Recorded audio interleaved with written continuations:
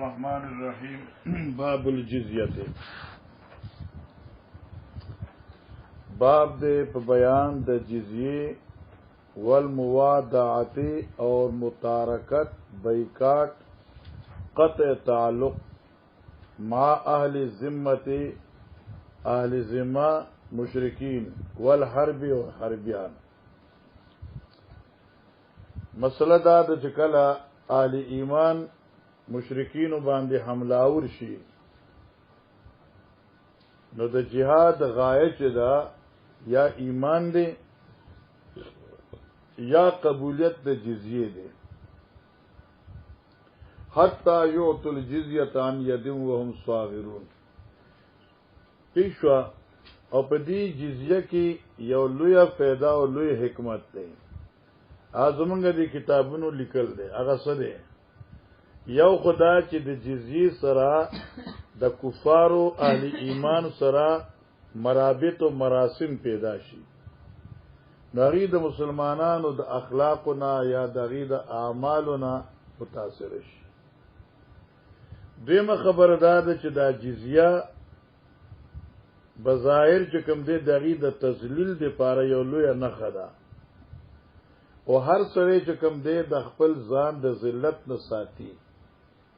دا جزیه چې دا نو دا سبب د ایمان د هغې دی. او دریمه خبره ده چې د جزیه په وجه سره اهل اسلام ته اهل ایمان ته په فائدې رسی ځکه هغې نه ټیکس راځي او هغه ټیکس چې دی دوی په خپل ضروریاتو کې صرف کوي. په دې لپاره فرمای الجزیه والموادات مع الذمة والحرب وقول الله تعالى او دا قول د باری تعالی قاتل الذين لا يؤمنون بالله ولا باليوم الاخر جهادو کې هغه چا سره چې مان لري په الله او په آخرت ولا يحرمون او حرام نه غني هغه شی چې الله حرام کړ دی او د الله رسول بیان کړ دی الی قولی تعالی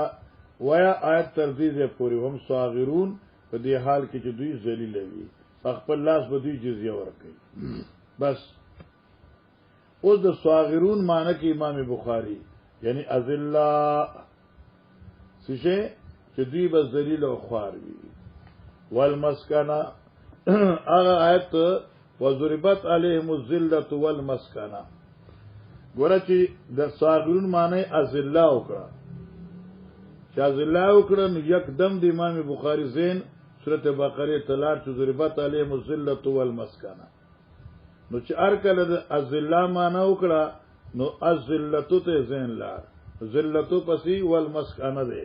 دلته والمسکنه د مسکنه تفسیر ده شروع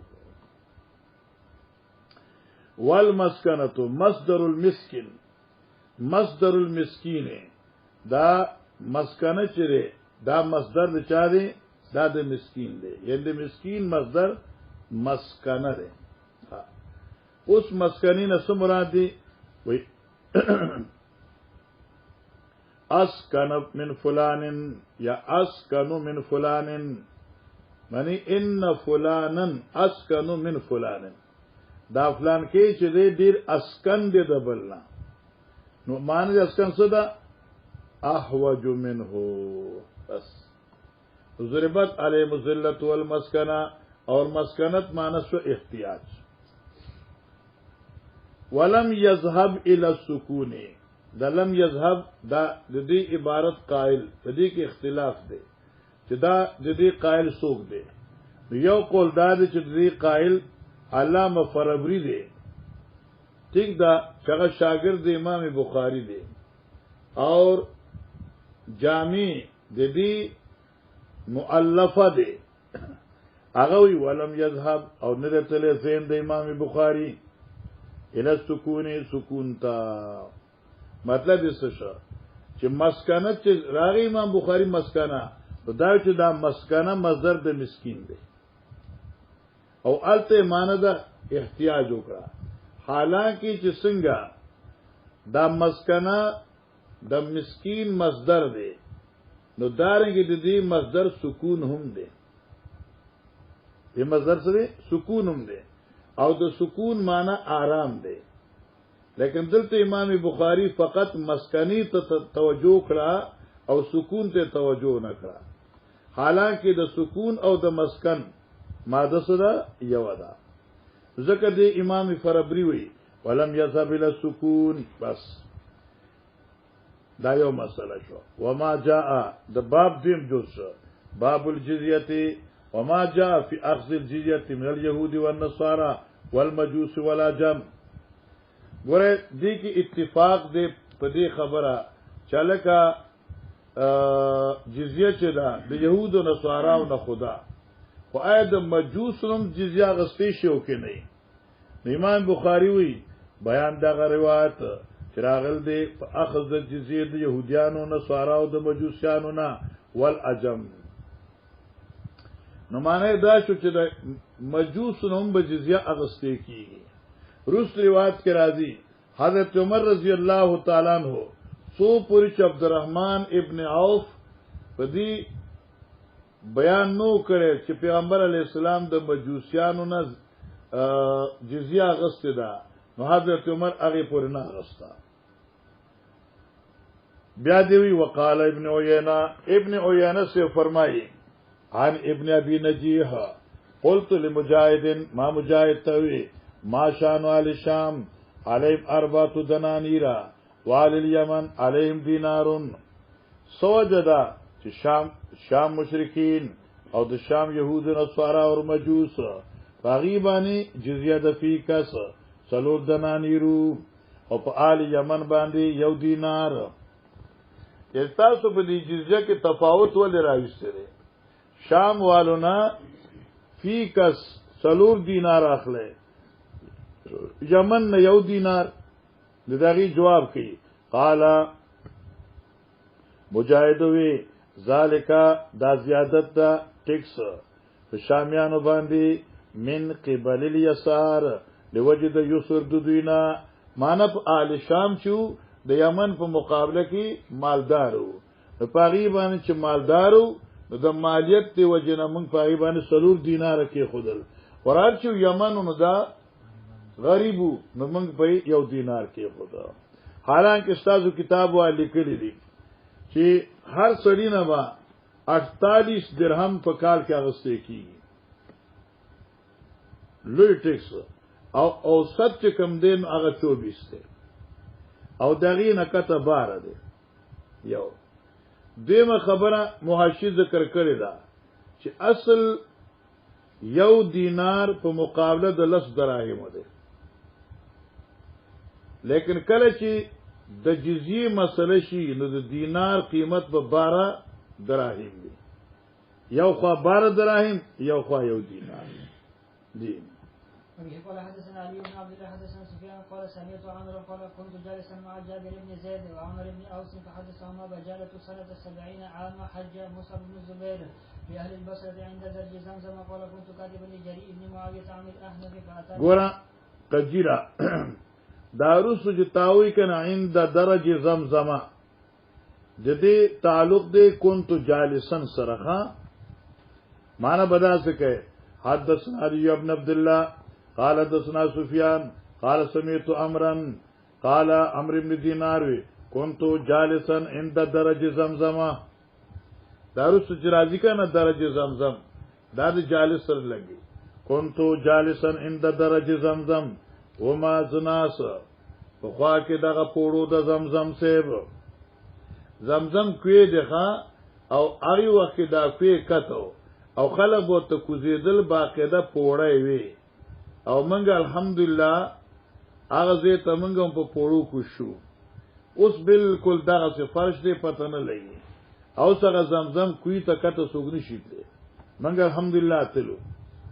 او ما پیغه ماشینانم کتلو چې شپګاته په لګیدلو او مسلسل ماشینان چلیږي او زمزم ابو کې او دای په کوی کې کمې نه راځي. نو ذلک صبر كنت جالسا عند درج زمزم چاسر ناسو ما جابر بن زید یو چاسر ناسو عمرو ابن اوس دوا فحدثهما بجالتو نو دی جابر تا او دی عمر تا بجاله سے حدیث بیان کړ. هغه بجالسو کله بیان کړو سنت 70 دا اویا کلیز د هجرتو عام حج مصعب ابن زبیر پوشګن بیا علی بصره هغه کال چې مصعب ابن زبیر ځان سره علی بصره غستو او حج روان شو ٹھیک شو قال نو بجالس وی كنت كاتبا لجزي ابن معاويه ز کاتب ما د جزي ابن معاويه سیب چې دا جزي چې د عمل احناف د احناف سیب تر دې فاتانا کتاب عمر ابن الخطاب قبل موتی بسنتين راغ منتخط عمر سیب مخکې دغه د مرنه یو کال هغه کم کالو دې ذکر کوي چې دا د هجرت 22م کالو ځکه چې د هجرت په 22م کال باندې عمر سیب څه شهید شو او عمر سے لیکلی سو فرقو بین کل ذی محرم من المجوس راول تفریق ما بین دا هر ذی محرم د مجوسیانو ځکه چې مجوسیانو کې خود حل او د حرمت نو معنی کې یو مجوسی ځان سره په نکاح کې خور راوښته دا خوشګنه خورزه دا ریره دا ترور دا خاله دا ماسی دا نو چې چا په نکاح کې خپل په خیال باندې ځان سره محرمات راوښته دي جدایو کې په منځار زی محرم د مجوسیانو نه دیمه خبره ولم یکن عمر اخذ الجزیه من المجوس عمر د مجوسیان نه جزیه ناغسته حتی شهید عبدالرحمن ابن عوف ان رسول الله صلی الله علیه وسلم اخذ من مجوس حجر نبی علیہ السلام د حجر د علاقه مجوسیانو نه ټیکس اغسته نو مکه او چون قران کې د یهودو نه سارا ذکرو نو عمر صاحب چې کوم د مجوسونو نه اغسته او د عبدالرحمن ابن عوف روایت چې کله دراغه ورغي ورته بیان وکړ نو عمر صاحب د عبدالرحمن صاحب په روایت باندې عمل وکړ او مجوسیان ټیکس اغسته شروع کړ جی أبي قال حدثنا أبو اليمان أخبرنا شعيب عن الزهري حدثنا عروة بن الزبير عن مسور بن مخرمة أنه أخبره أن عمرو بن عوف الأنصاري وهو خليفة لبني عامر وهو خليف لبني عامر بن لؤي دا عمرو بن عوف الانصاری چو نو د بنو عامر خلیفو یعنی هغه سره معاهده کړی و وکانا شهید بدرن او د بدر کې د حاضر شو معنا عمرو ابن عوف الانصاری بدری صحابي دی جی اخبرو دې خبر ورکړه چې رسول الله صلی الله علیه وسلم با صحابه عبیده ابن الجراح نبی علیہ السلام ابا عبیده ابن جراح لګلو بحرین وتا یاتی بجزیتها کتب لاشی او د بحرین نه بټیکس راوړي وکان رسول الله صلی الله علیه وسلم هو صالح البحرین نبی علیہ السلام مصالحت کړو بحرینیانو سره وامر علیهم العلاء ابن الحضرمی او بدوی امیر ګرځولو حضرت علاء ابن الحضرمی صاحب دا علاء ابن حضرمی مشهور صحابی دی او البدایه والنهایه لیکلی دي چې دې په بحرین کې جسار موضوع کړ انو دې قوم ته مخواړو او تسبیحات وی او بیا دې لا سوچت ک دعا وکړه اټول قوم وسره یو ځای دعا وکړه ٹھیک شو کنه نو تاسو فرض نوست جمع سره دعا خو نشته ری او ما خو درته وی او دلته کې غوار شي نغد ملایي نو البدایه والنهایه پای کې دا رواج شته علاء ابن الحضرمی سارموزو کو او دغه نرستو قوم ته مخ واړو او مخ نرستو لا سوچت کو قوم مچت کو دعا وغوښتله ٹھیک شو رسول در توخه مضبوطی پته شي نشي خود شته تر आवाज 1 2 تر आवाज شابه زرشه نه متي سره مار ګور دا وګور 333 صفحه دیوی وای نودی بصلاه الصبح حين طلع الفجر فصلى بالناس فلما قضى الصلاه جسال ركبتيه وجس الناس ونصب في الدعاء ورفع يديه وفعل الناس مثله حتى طلعت الشمس مثلا شو صفحہ 333 او دا جل چې کوم دی نو 3 دی خدان نه چې کوم دی کنه لانجه چې دا الله الله مجلد ثالث دی او جزء خامس دی او صفحه 333 ونودیا بصلاة الصبح حين طلع الفجر وصلى بالناس فلما قضى الصلاة جسى على ركبتيه وجسى الناس ونصب في الدعاء ورفع يديه وفعل الناس مثله خوشو سو مسئلہ حل شو ہاں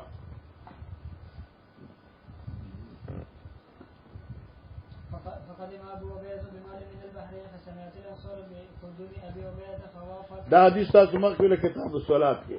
دې چې راغې او د شپې راغې صحابه کرام ته پته ولګي دا چې ابو عبیده بن جراح راغله دي سر وخت ټول مولا چې لاړ نبی علیہ السلام ته مخامخ کې ناستل جی صلاه الصبح مع النبي صلى الله عليه وسلم فلما صلى بهم الفجر انصرفوا تعرضوا له انصرفنا نبی علیہ السلام قوم ته چې متوجه شو فتعرضوا له وسمانه شو دی نبی علیہ السلام ته ځان داسې مخامخ کا فتبسم رسول الله صلی الله علیه وسلم حين راهم نبی اسلام مسکیش وقال فرمایل اظنکم قسمیتم ان ابا عبیده قد جاء ګمان کوم چې تاسو بداوري دي چې ابا عبیده راغله دی بشین په مال بی اجل یا رسول الله قال فابشروا واملوا زیر واخله اصول د مال اور انتظار وکئ دا مال یسرکم چې تاسو لبا خوشاله کی بیا فرمای فوالله قسم دی پر رب باندې لل فقر واخشى علیکم نه یریګم پتا سبحانه د غربت ولکن اخشى علیکم یریګم پتا سو ان تبسط علیکم الدنیا چې پتا سو دنیا وافر شي کما بسطت علامن کان قبلکم لکه چې فراخ شي او پاغه چا چې تاسو مخکې تیر شو فتنافسوها ای خلقو په دنیا کې رغبت کړو کما تنافسوها لکه تاسو چې پای کې رغبت کوئ وتهلكکم نو تباب کی دا دنیا تاسو لرا کما آلکتهم لکه چې مخنی تبا شو چل حدثنا الفضل بن يعقوب حدثنا عبد الله بن جعفر الرقي حدثنا المعتمر بن سليمان حدثنا سعيد بن عبيد الله الثقفي حدثنا بكر بن عبد الله المزني وزياد بن جبير عن جبير بن حيا قال بعث عمر الناس ګور علماء کرام توجه کوخه دا د عمر رضی الله تعالی عنہ زمانہ وا او په دغه وخت کې حضرت عمر رضی الله تعالی عنہ باسا عمر الناس فی افناء الامصار حضرت عمر ولګي دا افواج د مسلمانانو فی افناء الامصار یعنی د شهرونو او د خارونو اطراف ته ولېګل یعنی فتوحات د پاره او جهاد د پاره یقاتل المشرکین جنگ کو مشرکین سره فاسلم هرمزان اسلام قبول کا هرمزان بادشاہ دا هرمزان چوکنا د داس اسلام نو قبول کړي تاسو عاشی وت اشاره کړی دا د عمر سے فوج هرمزان په سلار او دا هرمزان چې کوم یو کله چې دغه ته توستر وي توستر هغه توستر کلی باندې دی رئیس او بادشاہ صحابه کرام لاړل نو خو غمسان لړای چې ورته وی لاس په لاس جنگ لاس په لاس دوی او جنگیدل آخر مجبور شو هرمزان اسلام قبول اسلام قبول ک نو امیر د مسلمانانو شو هغه دا هرمزان عمر صاحب ته پیش کړ چې عمر صاحب څنګه پیش کړ نو عمر صاحب ته چې زه خو بادشاہ ما ته داسي او ما ته طریقې جنگ راځي اسلام کې ډنګره اوس کې ته ما نه مشورې غواړم د مشورې در کوم انو هرمزان نه حضرت عمر سے مشوره وغوښته چې زه خو په دې ملک باندې حمله اورم او مشرکین سره جنگيږم نو طریقه به څنګه وي دا هرمزان خو بادشاہ وکنه او ډیر خيارو دی ورته چې دنیا کې پرنده شي کنه هغه چې الوزي نو په وزر والوزي په خپل الوزي او سری وي نو کله یو وزر د یو پرندي وزر کټ کې د ګام پرنده په خپل دوا خپل په سر درې دي چې دواړه وزرې ته کټ کې نوم پرندي وجود شته چې خپې ته کټ کې نوم پرنده الوتی شي خو چې سر کټ کې کنه پرنده نشي الوته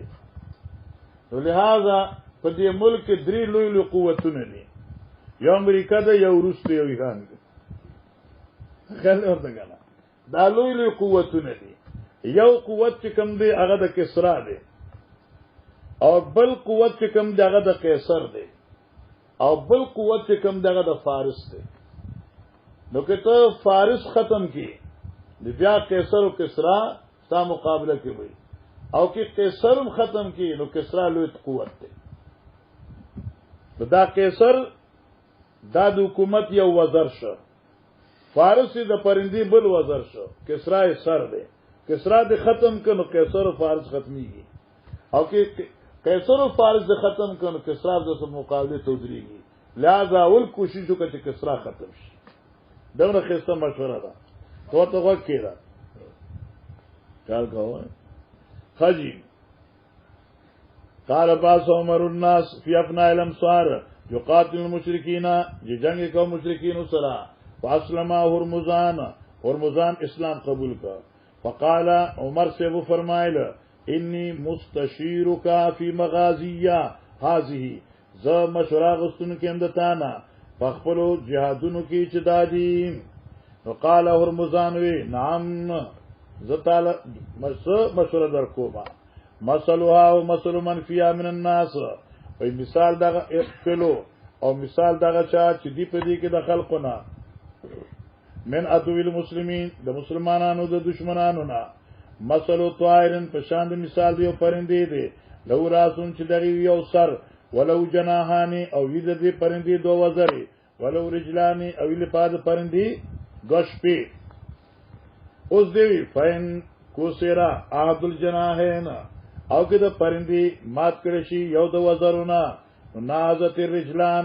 بجناحن والراس نو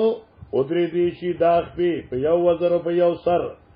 وین کسر الجناح الاخر او که مات کړی شي د پرندې بل وزر نازت الرجلان والراس ادری دی شي داغ په یو سر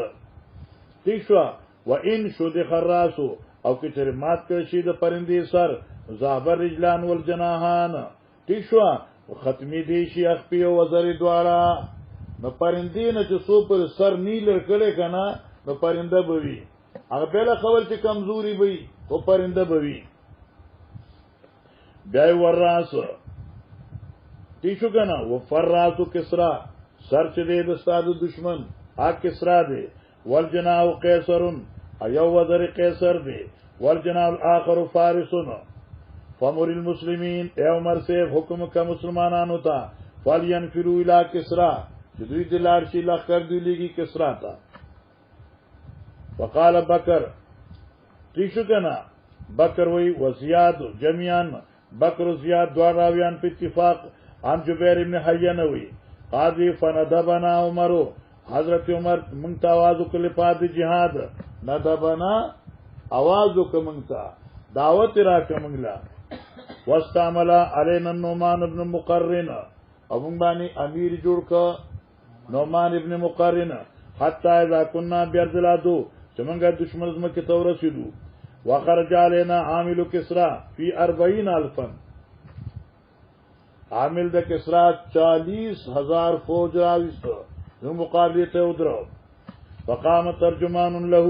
نو درید د کسرا د عامل یو ترجمان فقال اویدی ترجمان لیکلمنی رجل منکم تاسو کې یو سلیم سره خبرو کی تاسو 40,000 فوج د کسرا سره او مسلمانانو کافیو یلکه من سره او کس خبره وکای فخا وقال مغیره امیر دی فوج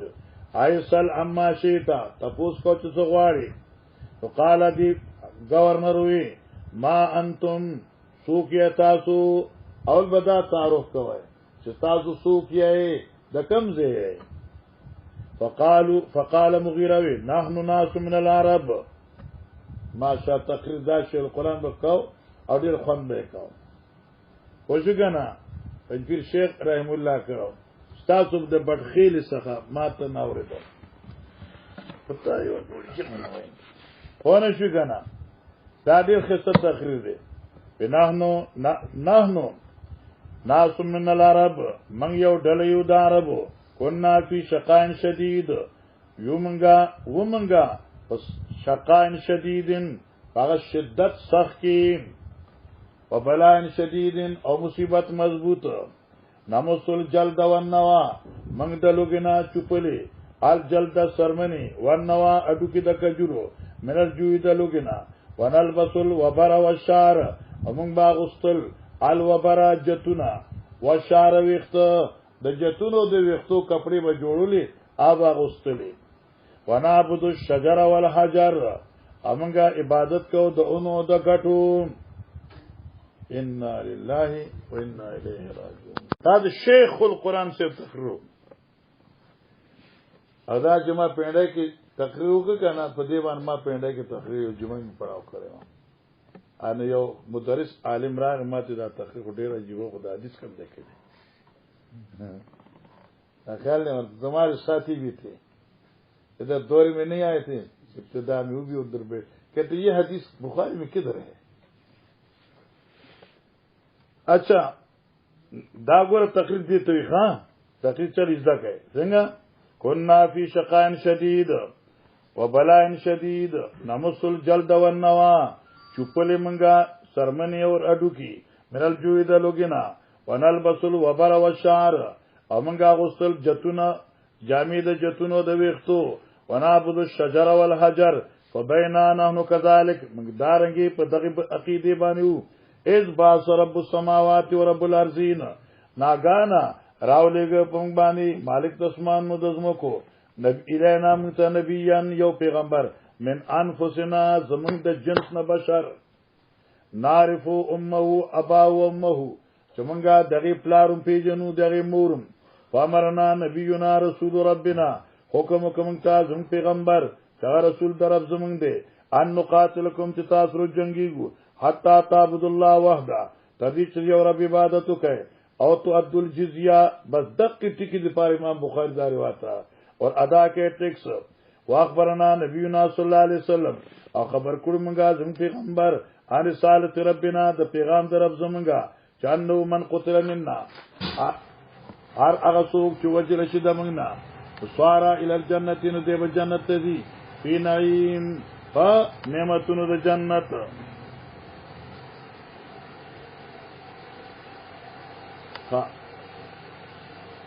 لم یرا مثلا قط داس نعمتنا چې په دنیا کې بچانی لیدلی ومن بقي منا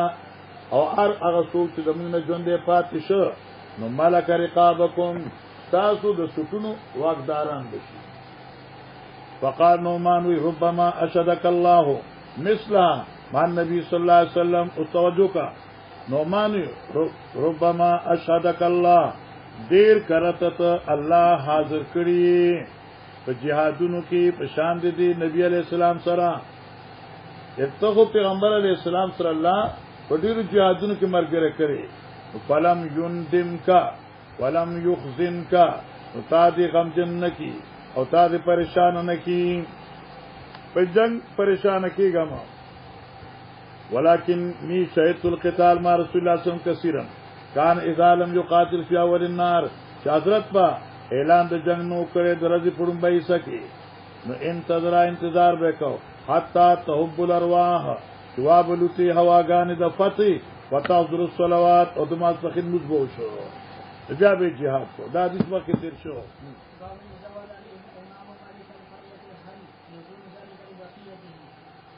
مان یاد اذا وعد الامام کله چې اعلان د متارکت کی یو بادشاہ ملک القرية د یو کلی بادشاہ سره حال یکون ذالک لبقیتهم آیا دا معاهده صرف دی بادشاہ پوری دا او که نور به ہوگی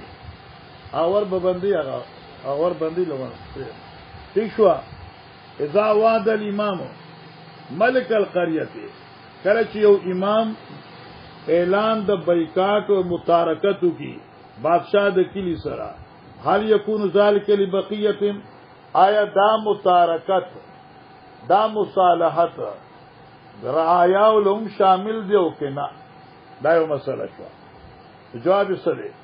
شامل دی لکه ته یو امیر سره معاهده وکي زتا تیش نه یو اوس د امیر ما تحت کوم رعایا دي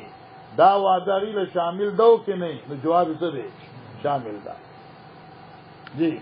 وبه قال حدثنا سالم بن بكر حدثنا وهيب عن عمرو بن يحيى عن عباس بن الساعدي عن ابي حميد الساعدي قال غزونا مع رسول الله صلى الله عليه وسلم تبوك واهدى ملك الى النبي صلى الله عليه وسلم بقره بيضاء وكساه بردا وكساه حضرت ورتا غسل وا جوړه وكتب لهم ببحرهم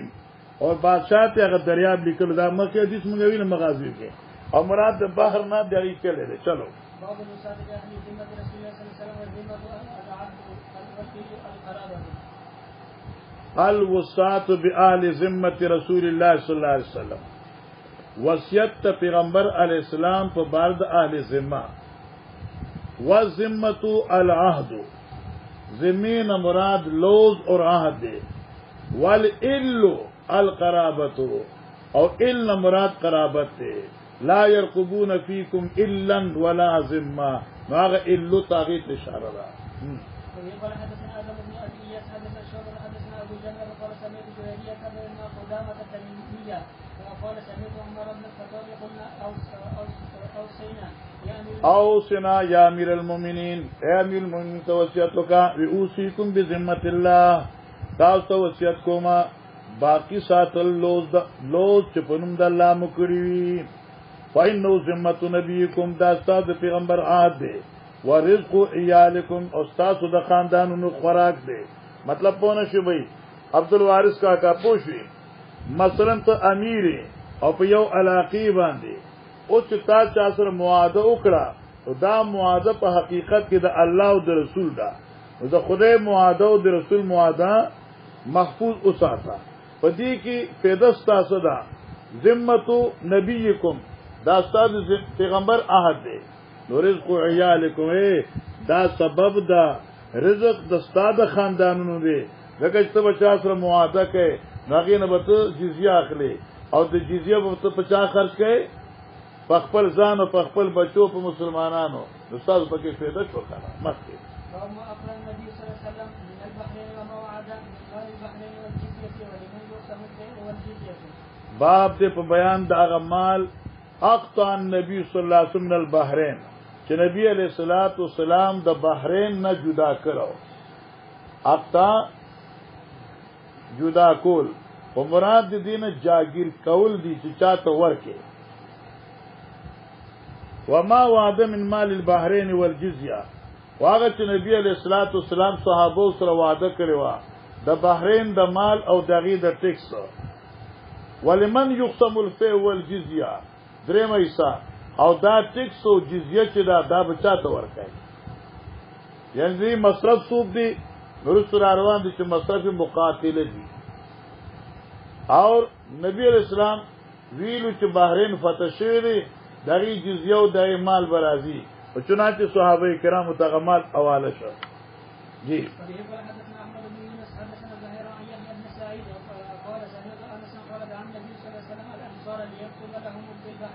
دا ګوره پیغمبر علی اسلام انصار راوختل چې دوی تفاره د بحرین سه حصہ ولیکي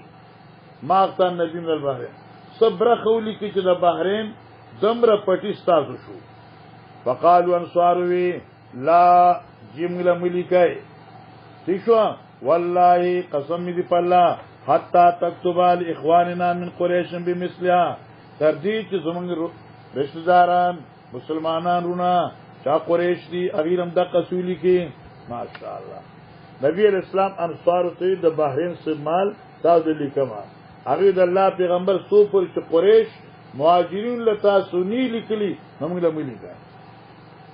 دا زمونږ وکړو اوس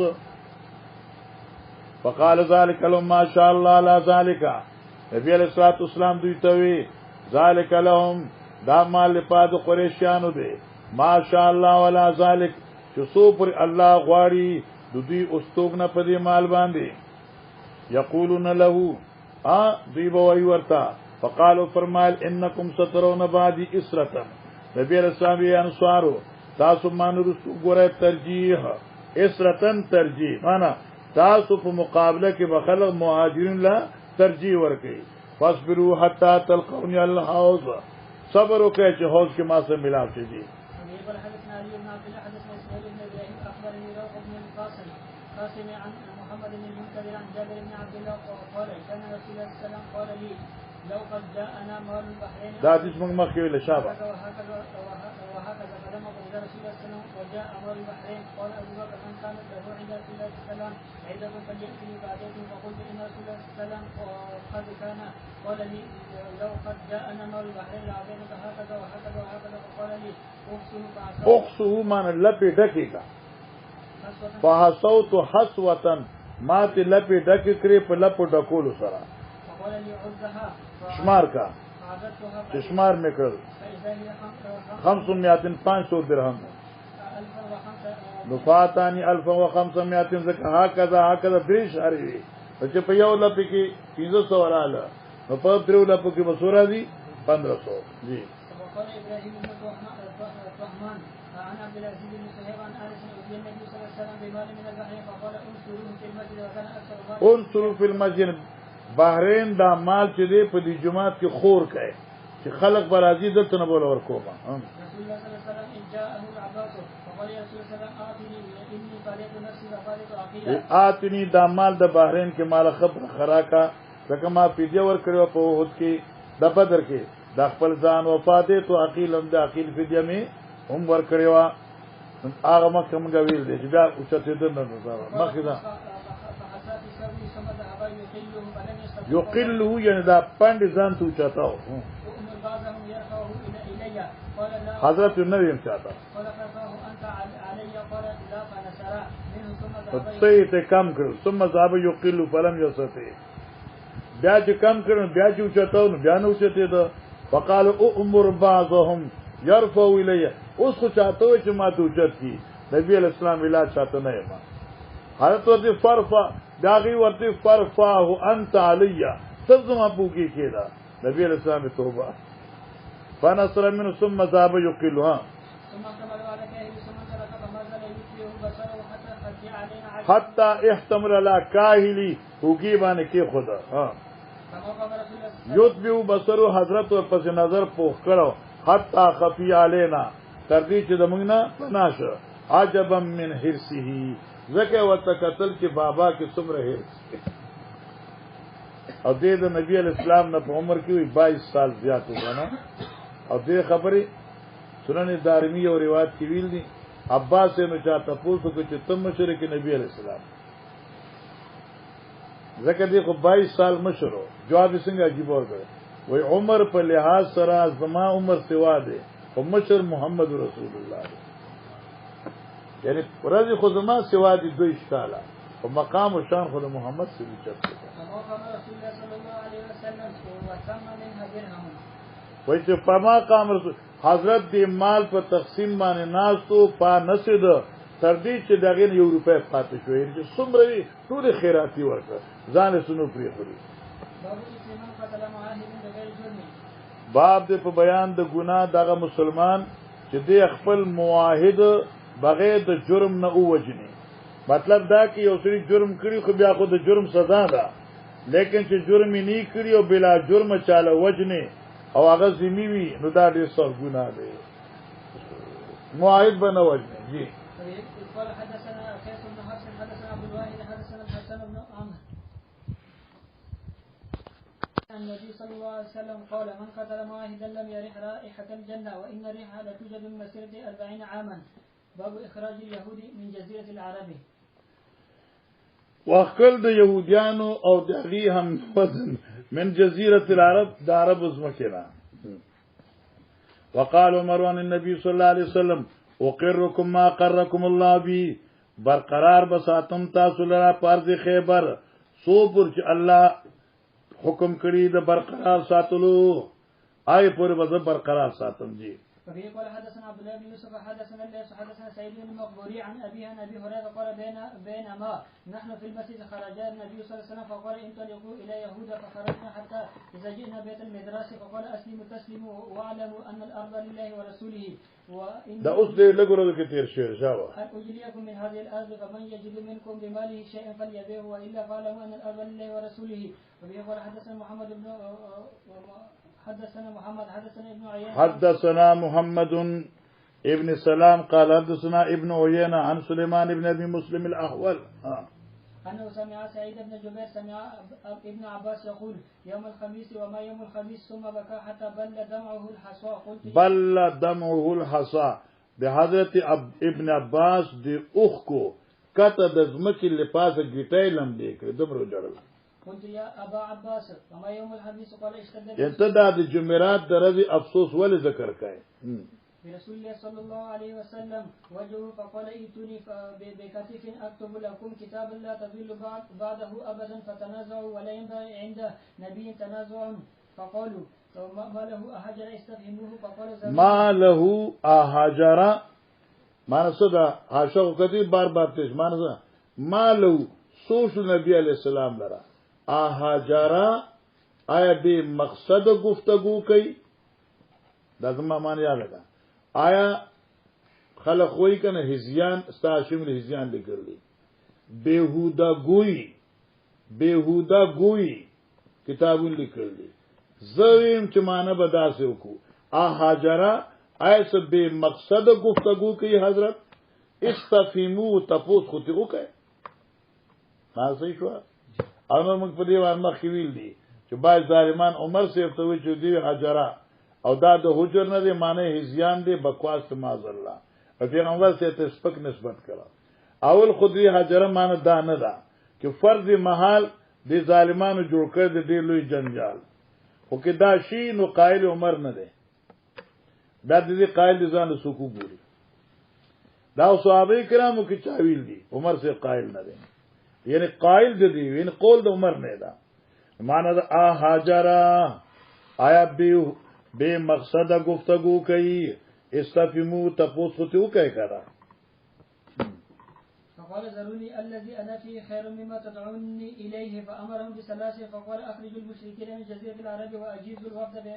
بنحو ما كنت اجيزهم والثالثه اما ان سكت عنها واما ان قالها فنسيت وقال سفيان هذا من قول سليمان باب اذا غدر المشركين ایک منٹ دا حدیث خو بار بار تیریږي کنه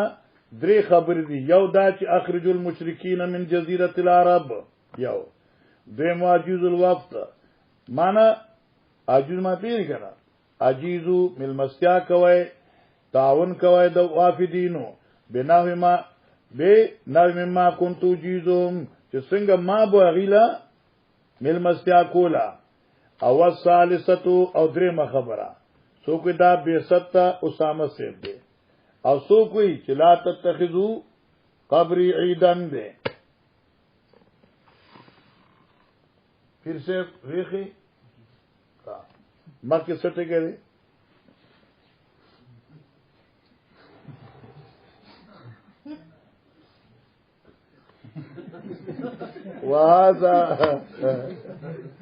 گورا دل تک موتا امام مالک بدا تخکاری دی استاد سر میں پاسا تمہارا تجربہ دیو کہتا ماشاء اللہ آپ کوئی موتا امام مالک پہ لکھی لیا کتا بھی کتا لکھت خود نہیں لینے کے بھائی سور دے موتا امام مالک دا بنی یارا کتا بھائی کتا لینے کے بھائی دا بخاری ضرور صبح دا دریم قول چکم دیکھا ناغسنی لا تتخذو قبری وسن یوبت اصل اغا دے او چې دا سکوت شو ٹھیک شو بالمسلمين هل يوفى عنهم غازي باب اذا غد المشركين بالمسلمين هل يوفى عنهم توجه کوا باب دې بیان دي خبره اذا غد المشركون بالمسلمين چې مسلمانان سره معاهده وشو او مشرکین دغه خیانت او غدر وکړه هل يوفى عنهم آیا دا غادرین به معاف کول شي کې دوی له سزا ورکو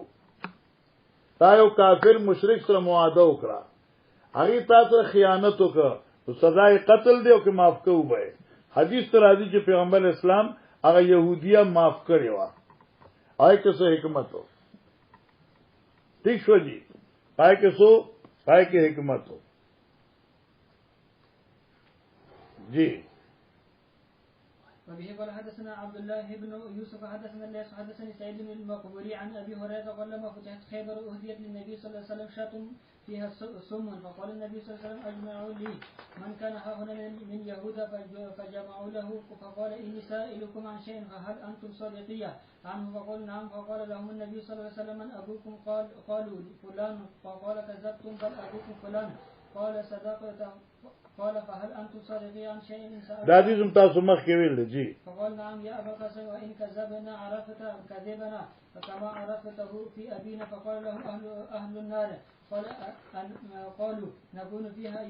يسيرا ثم تخلفون فيها فقال النبي صلى الله عليه وسلم اخسئوا فيها والله لا نخلفكم فيها دا دې مخ کې شوی دی خاص موږ من به مخکې لار شو لغونه بیا موږ پیوزو بیا تاسو راځي جانم ثم قال هل انتم صادقين عن شيء ان سالتكم عنه فقالوا نعم يا ابا القاسم قال هل جعلتم في هذا الشاة سما فقالوا نعم قال ما حملكم على ذلك فقالوا اردنا ان كنت كاذبا نستريح منك وان كنت نبيا لم يضرك باب دعاء الامام على من نكث عهده باب د په بیان د خیرو د امیل کله چې پاغه چابانی چې وادي ماته کی لکه دی کی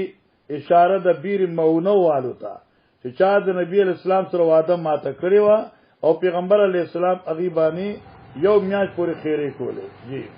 قال حدثنا ابو النعمان حدثنا ثابت بن يزيد حدثنا عاصم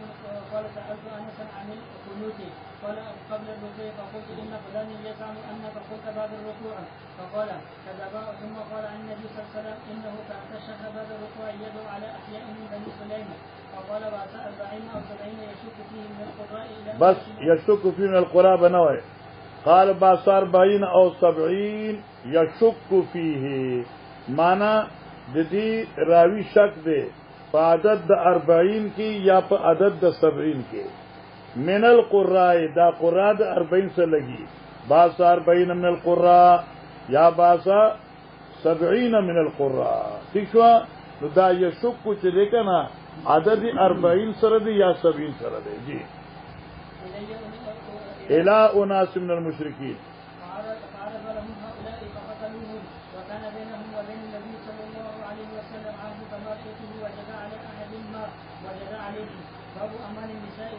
فمارت وجد على حد مانو قتل پیغمبر علی السلام چې بچای غصه کړي وا څومره غصه چې حضرت په دې قوم کړي وا چې دوکه کړی نبی علی السلام سره کړه جی باب دې په بیان د امان د خذو ٹھیک شو کنه وجوارهم یومان دا اور پناه ورکول د خذو یعنی کہ یو خزا یو کافر لا امن ورکی ایله پناه ورکی نو آیت دی دا پناه په سړو باندې لازمه ده په دغه جواب سره او بیا ورپسې بل باب راځي آیت کې چې غلامان امن ورکی مسلمان غلام امن ورکی یو کسلا نو د دې دا امان په احرار واجب دی نو او د جابوي چې د ماشوم چې امن ورکی نابالغ نو د دې امن په مسلمانانو بلاګو کیږي وای دې نابالغ دن وای نه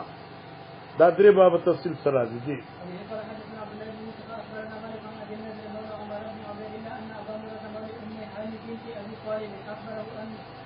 أنه سمع أم هاني بنت أبي طالب تقول ذهبت إلى رسول الله صلى الله عليه وسلم عام الفتح فوجدته يغتسل وفاطمة ابنته تغسل فسلمت عليه فقال من هذه؟ فقلت أنا أم هاني بنت أبي طالب فقال مرحبا بأم هاني فلما فرغ من غسله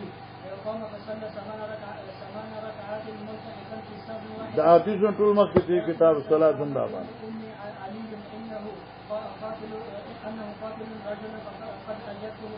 وی زاما ابن امی علی سے گمان کې چانودالی چې قاتلون رجلن دی وجون کې یو سړی دی قد اجرته چې ما غل پناور کړی دا هغه څو د فلان ابن حبیرا هغه فلان کې الک دی چونو می یی چې زوی د حبیرا دی دا حبیرا چونو دا د ام هانی خاون دی او د دې زویو نو څوک چې هغه زهیر او دا د ام هانی څوک چې هانیو او پاغي باندې ام هانی ملقب ده او دا دې سکه زویو او څوک چې دای بنزیو د حبیرا زویو خود ام هانی نه نو جی ورسول الله صلى الله عليه وسلم قد اجرنا من اجرتی یا ام هانی. قالت ام هاني وذلك الضحى او دا وقت زوحاو جی شابه. باب ذمة المسلمين وجوارهم وواحدة يسعى بها أبناهم. باب دې په بیان د عهد د مسلمانانو و جوارهم او پناه ورکول دوی واحدون دا یو دی. سمانه شو چې مسلمان چاله پناه ورکي یا یو مسلمان چا سره وعده کوي دا یو شی دی. مانسه ایک دی یو مسلمان د واګه بارډر څخه وي ورغه یو هندو له پناه ورکي نو هغه د افغانستان بارډر چې دی تورخم پورې چې څومره مسلمانان دي د دې مسلمان د عهد په پابندي کوي. ٹھیک شو یسا بها ادناهم عمل بکی په دې باندې ادنا دي لکه امیر چې دی چاله پناه ورکی نو پر آیاو کې ادنا فرد د دې معاهدی په پابندي کوي. تر دې کې چې یو عبید غلام دی او هغه پناه ورکی نو دغه پناه په مسلمانانو باندې دای پابندی لازم ادا. جی حدثنا محمد بن سلام حدثنا وكيع عن الاعمش عن ابراهيم التيمي عن ابيه قال خطبنا علي فقال ما عندنا كتاب نقرأه الا كتاب الله تعالى وما في هذه الصفحه صحيفه فقال فيها الجراحات دا حدیث مکه د فقهی الجراحات په دې کتاب کې حکم احکام د زخمونو ده واسنان الابل په دې کې ذکر داغه عمرونو د اوخانو ده داول مدینه تاسان د مخ کې تیر شوی دی ما بین عیر الى کذا ها ومن احدث فيها حدثا او فيها محدثا فعليه لعنه محدثا فعليه لعنه الله والملائكه والناس اجمعين لا يقبل له من الصدقه ولا عدل ومن تولى غير مواليه فعليه مثله ومن تولى هغه چا چې دوستي وکړه غیر موالیه بغیر د خپل مولاګانو نه لکه یو غلام د خپل مولاګان پریږدي او بل سره دوستي شروع کړي. ها هغه چا چې اخبره ما تکړه وعده د مسلمان نو فعلی مثل ذالک نو پاغیم د قصلانت دی. جی ګوره دا موږ په مغازیو کې دا خبره ویلې ده. حضرت خالد ابن ولید رضی الله تعالی عنہ د امیر د لخکرو د یو علاقې ته لار او پاغي سره دی مقاتله وکړه جنگ وکړه او حضرت خالد ابن ولید اغي توي چې څو پورې تاسو اسلام نه قبول کړی نو تاسو به چټنی جوړو تاسو به چټنی جوړو دا خلک را لټولې سبانا او دغه نه داو چې موږ خپل دین پرې خود او تاسو دین غواغسته. حضرت خالد رضی الله تعالی د تکي اجتهادي لغزش ته وشو هغه چې د دې دامه سبانا موږ په خپل دین باندې نو دغه وخت چې دینو دی خلق کې جان کړو حکم وکړي چې جان وژنه ابن عمر څخه خپل قیدینو وژل او حضرت صلی الله علیه وسلم ته خبر ورسېده. نبی علیہ الصلوۃ والسلام فرمایل الله چې خالد سکر دي ته دغینه برات اعلان کوما او خالد مجتهد هغه چې سبانا پونه شو. رضا قالو سبانا کله کې یو سره وي چې موږ مایل شو دین اسلام ته ولم یحسنوا اسلمنا سمانا او دوی راتل نوکری په تلفظ د اسلمنا سره یا فلم یحسنوا دوی د خپل د اسلام تعبیر نشو کوله په خطرې کې سره چې اسلمنا ده مریاد شو ولم یحسنوا او دوی د خپل اسلام تعبیر په خشان نشو کوله چې اسلمنا او د ایمان تعبیر په سبا ناصر اوکا دی. وقال ابن عمر فجعل خالد يقول فقال النبي صلى الله عليه وسلم اللهم اني اليك ما صنع خالد وقال عمر اذا قال مترس فهذا انی ابرو الیک اعلان د بیزاره کوم د هغه سیز نه چې صنع خالد. وقال عمر اذا قال مترس او توجه کوه لکه یو کافر تاسو خراغ یو ته امیر وي او تا ته وی کافر چې جی مال پنا راکا تاوته مترس یرا مترس منم مېریګا مترس فارسی دغه مترس مېریګا نو فقد امنه نو دې مانس شو تا ول امن ورکا تاسو یو سوي راغی او تاسو چې دشمن را پسې تا مړ غم مکو مطلب سوچ تا ول امن ورکا ان الله يعلم الالسنه كلها الله پی جنی هر لغت هر انسان چا په پښتو کې وي چا په ګلګیتۍ کې وي او چا په اردو کې فارسی کې وي او قال وتكلم لا باس ٹھیک شو کنه توجه کا یا یو سړی وي چاله کمال امن راکا بل ورته تکلم مانس وای څه سوای لا باس پروا نشته دی نو دام امن شو او قال سوي تکلم لا باس مار ٹھیک شو کنه پتا څه خبره وکه خبر څه سکے پتا څه جرم نشته دی دام پناه جی بسم الله الرحمن الرحيم باب الموادعة والمصالحة والمشركين بالمال وغيره واسم من لم يفي بالعهد وإن جنحوا للسلم فاجنح لها وتوكل على الله إنه هو السميع العليم. باب الموادعة والمصالحة باب دې په بیان د موادعه موادعوي بایکاټ تا چې چا سره بایکاټ وکي والمصالحه او خیر خواهی د مشرکین سره بالمال په مالوي و غیر یا په غیر د ماسوي لکه قید کول وي واسم من لم يفي بالعهد او بیان د ګناه دغه چا چې په وادي پورواله نه کوي تاسو سره وعده شی وعده دې ما تکړه ګوره دین اسلام چې دې څومره کامل دین دی مسله دا ده چې یو مسلمان کافر سره مصالحت کوي نو دې بد دې مصالحت پابند وي دانه چې دې مقابل کافر دی او د کافر سره جواب د زور سره جواب ماتومه دا ګناه دی لقولی تعالی وان جنحوا للسلم کتر دی مائل شي مصلحت تانو فضلح لها تو مصلحتک مائل شتل فاد رسول وتوکل علی الله انه هو السميع العليم. جی وبه قال حدثنا مسعود قال حدثنا بشر وابن المفضل قال حدثنا يحيى عن بشير بن يسار عن سهل بن ابي حسمه قال ان محيصة بن مسعود بن زيد الى خيبر وهي يومئذ صلح فتفرقا فاتى محيص الى عبد الله بن سالم وهو يتشحت في دمه چدے تو پڑکیدا نو دے مانا دے لت پتو پوینو کے لت پتو پوینو کے جی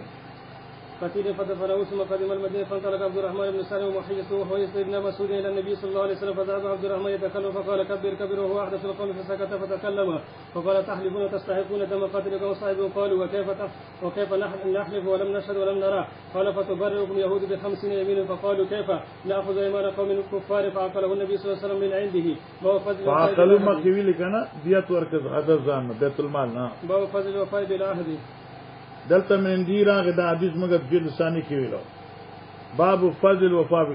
باب د بیان د فضیلت د وفادارۍ په لو سره څه چې چا سره لوز وکي نو به ماته نه جی وبه قال حدثنا يحيى بن بكير قال حدثنا عن يونس عن ابن شهاب عن عبيد الله بن عبد الله بن عتبة اخبر ان عبد الله بن عباس اخبر ان ابا سفيان بن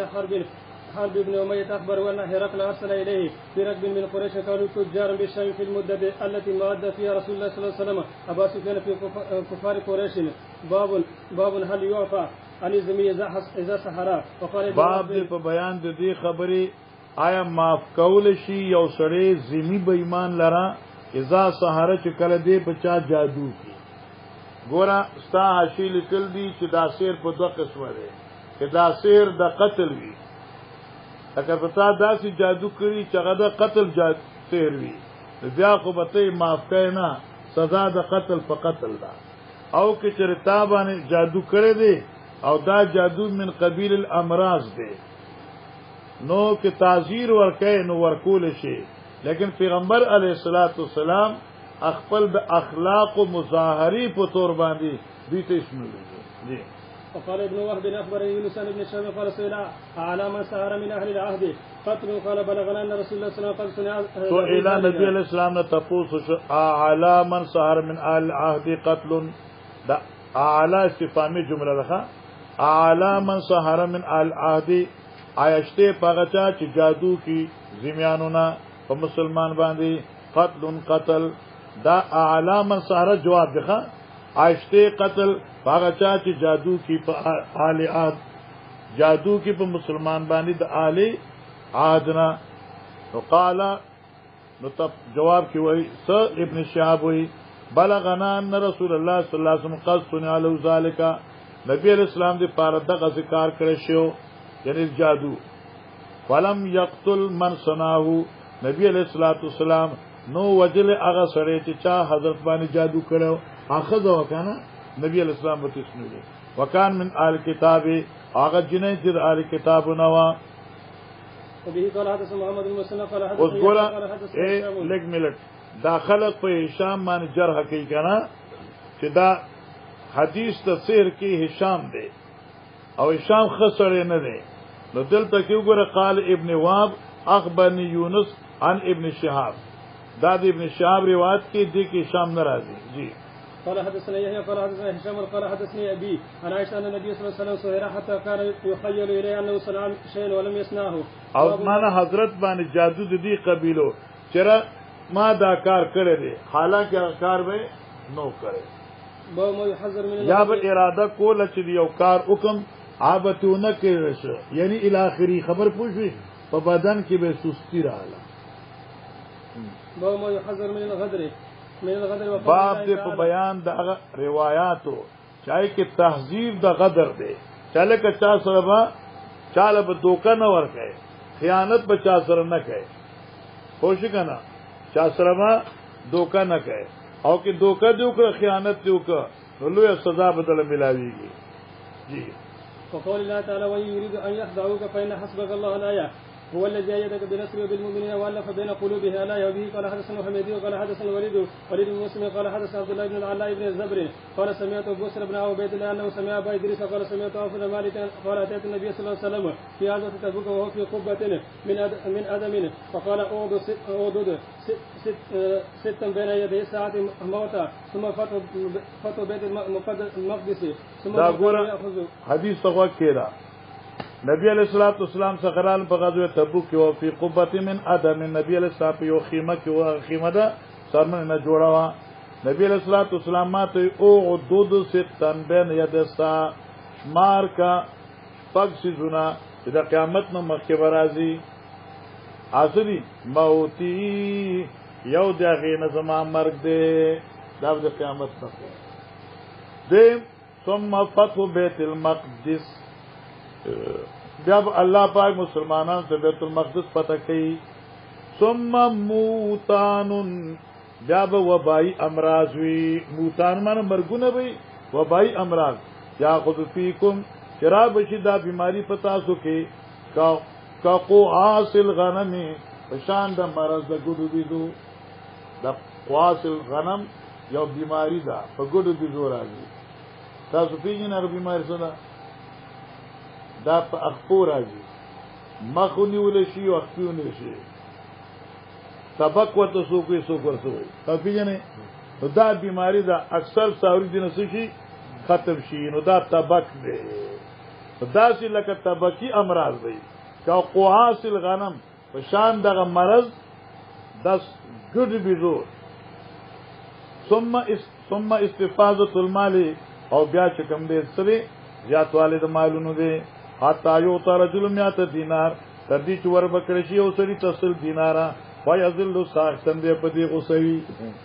لکه یو وخت هغه چې چا به موږ له 2 روپے راکړي کنه انا موږ به چې څه رواني څنګه وری مت وځي کنه او چې را له 100 روپے راکړي نو موږ یې څه وکړو 100 روپے څه جوړي په پای وخت کې دې د انیبا نسوار کېدل په یو هفته خرچه اوس په 15-20 روپے باندې نسوار نه کیږي پخېلې دا څه کوم بچوال سرکار ثم فتنه بیا به دې پسې یو بل فتنه راځي لا يبقى بيت من العرب الا دخلته ها فتنه برازي خود کور د عرب به خالی نیوي او چونکه هغه سوا په قتل د عثمان رضی الله تعالی عنہ هوا ثم هدنه بیا به دغه دوسو مصلحتي صلح وي هدنه صلح وي تكون بينكم وبين بني الاصفر بیا براشي دا هدنه صلح استاسو د بنو اصفر په منځ کې روميان بنو اصفر روميان سره استاسو صلح وشي ويغدرونا دا روميان به تاسو غدر وکي فیاتونکم تحت 80 غایتن دی برازی په تاسو باندې به حمله کوي لاندې دا اتیاو جندونا لاندې دا اتیاو جندونا تحت کل غایتن 12 الفن لاندې د هر یو جنډي با 12,000 فوج وي چې 12,000 شي 12,000 فوج شي 12,000 لته ضرب ورکی په 80 کې نو 96,000 جوړي څو جوړي چم جوړي کنه 12,000 ضربي 80 څنګه څو جوړي 96 लाख में जोड़ी की नूर बकरी 96 लाख में जोड़ी हो गया ना 96 लाख बन गया कुर्ता करो जल्दी करो दागा देखा 12,000 लाख ضرب वर्की पर 80 की न 12 ضرب 80 96 लाख जोड़ी वो 96 लाख जी 96 लाख से जी كيف ينبذ إلى أهل العهد وقوله تعالى كيف ينبذ إلى أهل العهد یعنی کہ تاج چا سره وعده کړی وی عهد کړی نو څنګه به ماته معنی څه شو تا یو کافر سره معاهده کړی دا ماته به څنګه چاغه ماته ٹھیک شو نمبر 1 دیم دا چې توکل ماته اول باغیله اطلاع ورکړي چې به زما تاسو سره وعده ختمه ده سوچي دی اطلاع نی ورکړي وعده بنه ماته چې چرته پال اسلام باندې د خیانت आवाज نشي شابه وقوله تعالى وإما تخافن من قوم خيانة فانبذ إليهم على سواء الآية وبه قال حدثنا أبو اليمن قال أخبرنا شيبان الزهري عن حميد بن عبد الرحمن عن أبا هريرة قال بعثني أبو بكر في من يؤذنه يوم النحر بمنى لا تحج أبعاد العام مشرك ولا يطوف بالبيت عريانا ويوم الحج الأكبر يوم النحر وإنما قيل الأكبر من أجل قول الناس الحج الأصغر فنبذ أبو بكر إلى الناس في ذلك العام ولم يحج عام حجة الوداع الذي حج فيه النبي صلى الله عليه وسلم مشرك باب اسم من عاهد ثم غدر وقول الله تعالى الذين عاهدت منهم ثم ينقضون عهدهم في كل مرة الآية وبه قال حدثنا قتيبة بن سعيد قال حدثنا جرير عن الأعمش عن عبد الله بن مرة عن مسروق عن عبد الله بن عمرو قال رسول الله صلى الله عليه وسلم 4 خلال من كن فيه كان منافقا خالصا من إذا حدث كذب وإذا وعد أخلف وإذا عهد غدر وإذا خاصم فجر من كانت فيه خصلة منهن كانت فيه خصلة من النفاق حتى يداها وبه قال حدثنا محمد بن كثير أخبرنا سفيان عن الأعمش عن إبراهيم التيمي عن أبيه عن علي قال ما كتبنا عن النبي صلى الله عليه وسلم إلا القرآن وما في هذه الصحيفة قال النبي صلى الله عليه وسلم المدينة حرم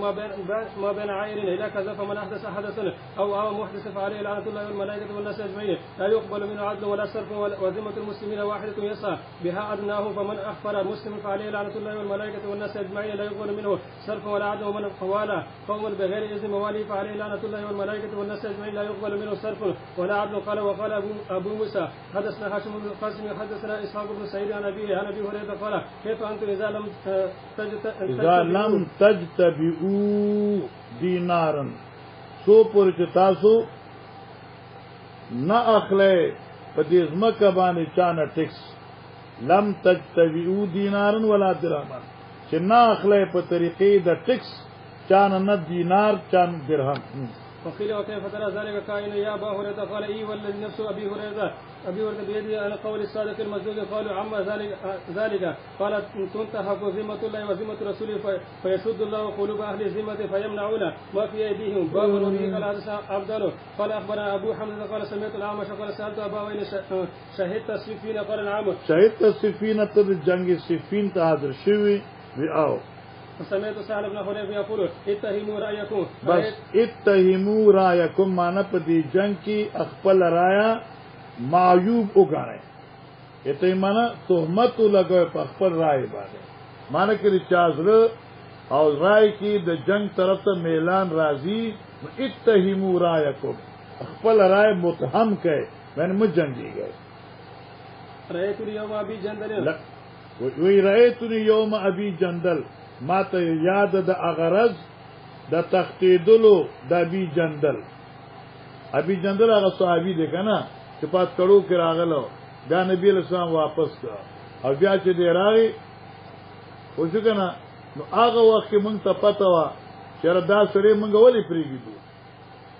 اتکرو کې راغل د موسی او نبی رسول الله پرېږه ده خو دې کې څه حکمت و لہذا جنگ مکوای جی ولو استطيع ان ارد امر کچره زمونږه طاقت وي ان ارد امر رسول الله صلی الله علیه وسلم لرددته یعنی چې زمونږ دا طاقت وي چې نبی علیہ السلام حکم غرات کوله نو په دې وخت موږ رات کړو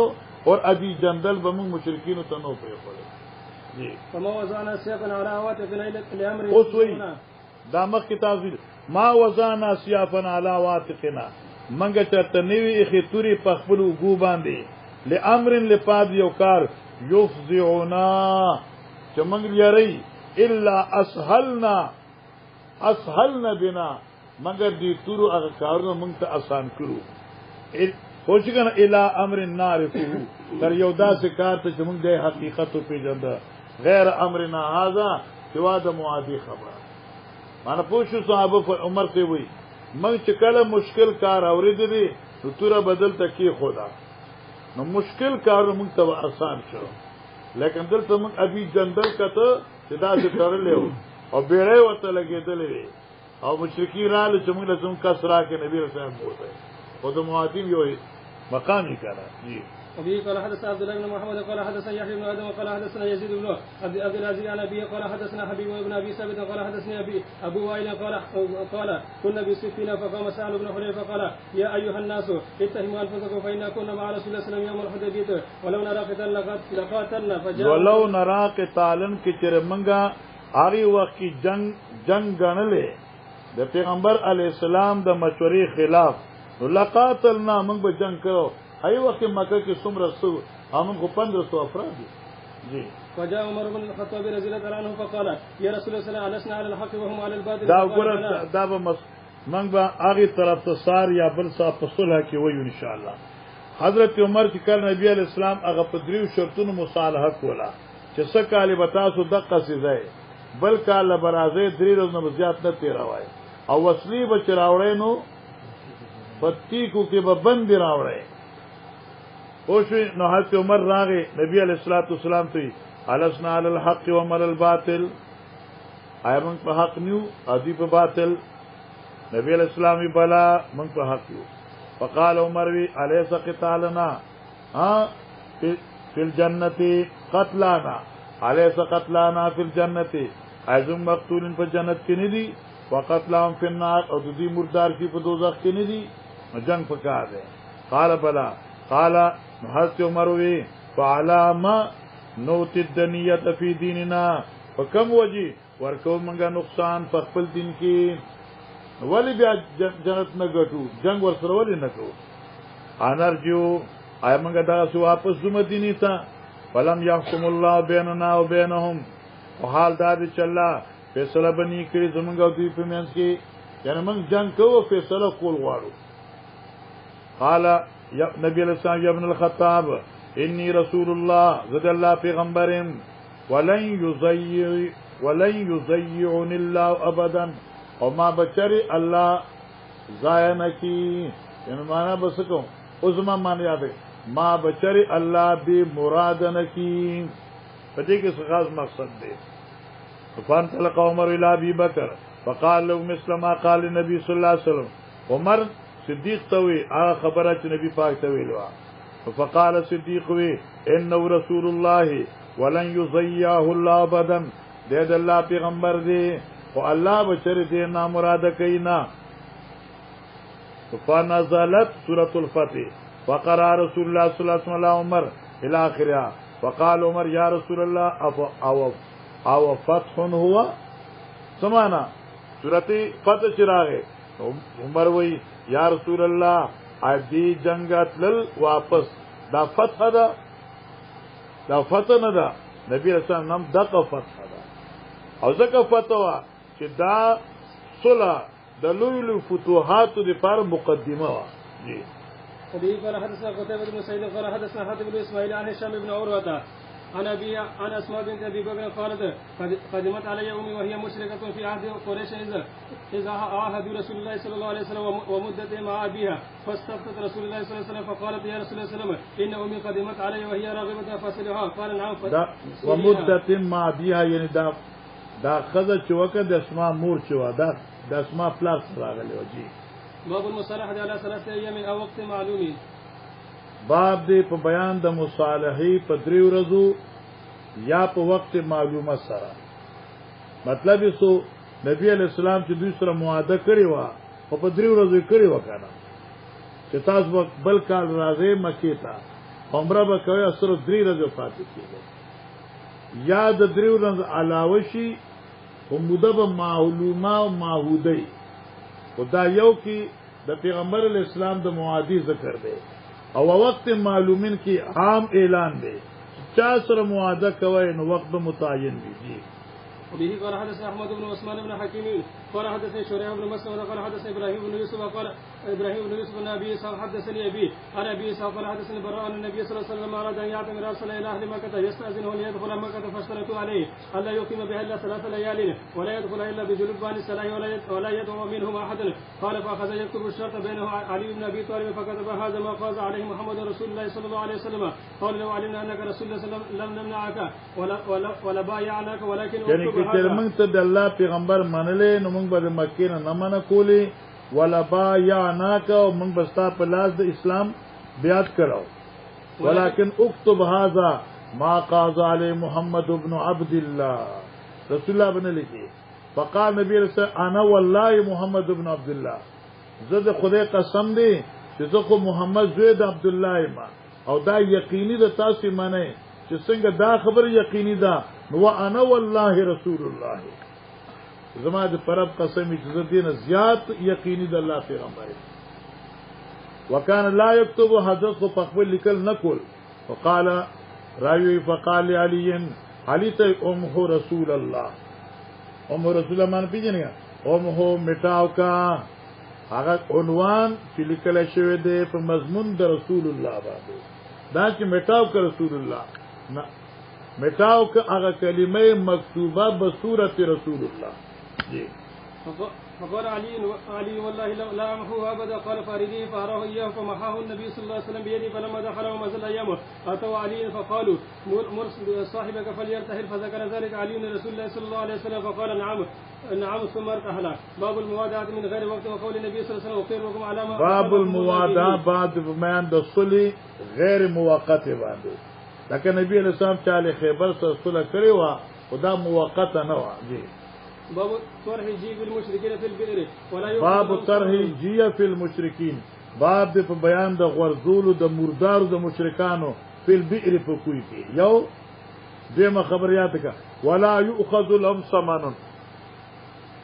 او د مشرک مردار باندې او پیسې نه اخلي. الله الله الله الله معنا تا یو مشرک وجه نو کوی ته وغورځوا او که څوک مشرک راغی چې تاسو زموږ د مړی راکه 100 روپے والا نو ته بنا لذکر په مردار څوک پیسې نه اخلي. وبه قال حدثنا عبد الله بن عثمان قال اخبرني ابي عن شعبة عن ابي اسحاق عن عمرو بن ميمون عن عبد الله قال بين رسول الله صلى الله عليه وسلم ساجد وحوله ناس من قريش من المشركين اذ جاءه عقبة بن ابي معيط بسلاح جزور فقذفه على ظهر النبي صلى الله عليه وسلم فلم يرفع راسه حتى جاءت فاطمة فاخذت من ظهرها ودعت على من صنع ذلك فقال النبي صلى الله عليه وسلم اللهم عليك الملأ من قريش اللهم عليك اے الله تبارك دا دل د قریشو بیا شمار کا الله مالک ابا جال وعتبة بن ربيعة وشيبة بن ربيعة وعقبة بن ابي معيط وامية بن خلف او ابي بن خلف فلقد رايته قتل يوم بدر فولقوا في بئر غير امية ابي یعنی ټول ورزول شو په دې کوی کې غیر امیه بغیر د امیه ابن خلفنا یا د ابي ابن خلفنا فإنه كان رجلا زخمن دا امیه ابن خلف شو دا یو سړیو ډیر غوخین غټ شو فلما جرروا صحابه مؤمنان چونیو د خپونه دی راخه نو تقطعت اوصالو نو جدا شول بندونه د دې په دې سم غټ پتونانو کنه چې دیو پاندې نو نیسو په پاندې ته بل جدا شو څه راکړل کېده چې لیکن نه بونیس نه لیکه ودی جدا شو وزن سیواو کنه. قبل ان يلقى في البئر باب اسم الغادر للبر والفاجر. اسم الغادر باب د بیان د ګناه دا هغه چا چې دوکه کوي لیل بری برابر خبره ده چې دا دوکه د یو نیک سړي سره وي ول فاجر او کې بد سړي سره وي تب دی بر او د فاجر تب نه ګوري تب د معادی حیثیت ته ګوري. وبه قال حدثنا ابو الوليد قال حدثنا شعبة عن سليمان الأعمش عن ابي وائل عن عبد الله وعن ثابت عن انس عن النبي صلى الله عليه وسلم قال لكل غادر يوم القيامة قال احدهما ينصب وقال الاخر يرى يوم القيامة يعرف به. چاوي چې وبدرول شي چاوي چې نه دا په جنبه کیږي.